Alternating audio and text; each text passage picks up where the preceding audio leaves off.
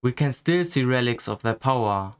The Colosseum in Rome, the bastions of the Mycenaeans, the pyramids in Tikal, and the temples of the Mesopotamians. They frown over our cities like watching gods. While our world changes, they stay static. However, all of this does not hide the fact that the states that built them are long gone. In Tikal, you will hear no busy Mayan politicians and priests. You will hear Spanish-speaking locals or tourists. No one is organizing spectacular events in the Colosseum.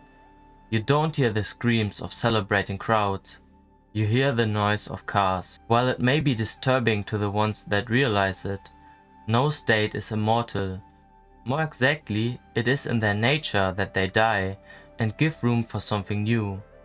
Although it may seem impossible, at some moment our civilization will die too. The ones who come after us will also walk through our ruins. They will try to imagine how our life was, and they will also think that this is not going to happen to their civilization. The easiest way to comprehend the death of states would be to compare them to humans. Just like humans, states are born, they die, they have a memory in the form of history, and they have a personality in the form of culture. But how were states and civilizations born? The first states were not a planned conception, but a necessary one. For ages, the people of Mesopotamia had lived in semi-sedentary communities. While the humans in this area grew crops, they also hunted and fished on a large scale. They enjoyed the advantages of sedentism and the hunter-gatherer lifestyle. Findings from graves suggest that these communities had no social hierarchies. But in the 3rd millennium, the weather changed. It became drier and survival harder. Therefore, the people of Mesopotamia had to organize themselves. They also changed to crops, because crops could be more easily stored for bad times, and even more important, it could be easily controlled. But someone had to organize the system. Someone with power. The viewer should keep in mind that there's a difference between cities and states. Cities preceded the state. They refer to a large sedentary community that is based around central institutions, like a common marketplace or a temple. States, however, have a central power over their residents, and also the ones living in their surroundings. Power can have many forms. It can be economical in the form of wealth. It can be symbolical in the form of religion. It can be social in the form of charisma, or it can be physical in the form of violence. Power can even exist in the form of knowledge. This can be observed in the bell-beaker culture during the early Bronze Age. Here, mythology was connected to power. Those who knew how to make bronze had the power. We don't know which power created the first states of the Uruk period in the 3rd millennium BC. Most likely, it was a mixture of the ones listed above. One person or a group took over control and consolidated power. The power often took the form of kingship. We know a lot of names of the first kings, although it is debated if they actually existed. The Sumerians wrote them down in their king list. Ushur, the king of Kish, is believed to have ruled 1200 years.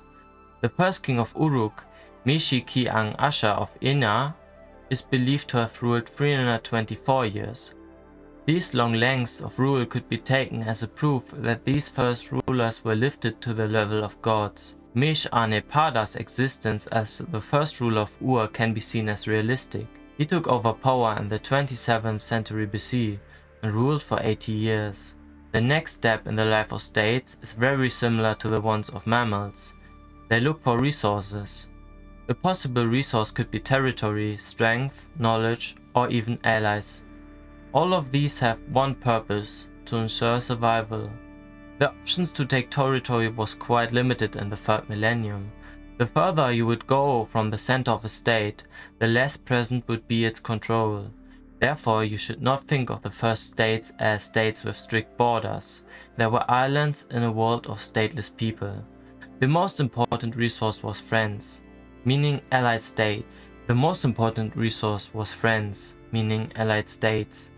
Friends could help you in bad times. They could send you grain during a famine or help you during a war. States also created armies to defend themselves or hired mercenaries. An army was a huge win, but also a risk. How many states were destroyed because their own army thought that it was their turn to rule? This was especially present in the Roman Empire. Countless generals became usurpators and threatened the stability of the empire. Mercenaries also frequently took over power. In Bronze Age Mitanni, you had the Indo-European elite, although the population was Hurrian. The Hurrians had hired chariot warriors from the east who took over power in the 14th century BC. There are many reasons that can lead to the death of a civilization or a state. At one point, they reach their maximal strength, and like humans, they tend to become weaker afterwards. This moment was often reached when a charismatic and strong leader died without establishing a higher. At the point of his death, other men would try to claim the throne, often resulting in the destruction of the state. Other potential factors that caused the death of states were famines, plagues, or enemy takeovers. The first states were especially fragile. They appeared, had golden ages, and then disappeared. Often, the inhabitants of these states just returned to their stateless life. Remember, it was quite easy to escape from the control of the state. Even in good times, many people fled from the state. Therefore, the state had to supply itself with new servants.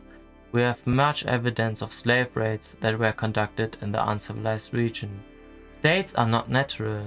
Nothing in our DNA tells us to form them. They are artificial. Human sapiens roamed this world for over 200,000 years.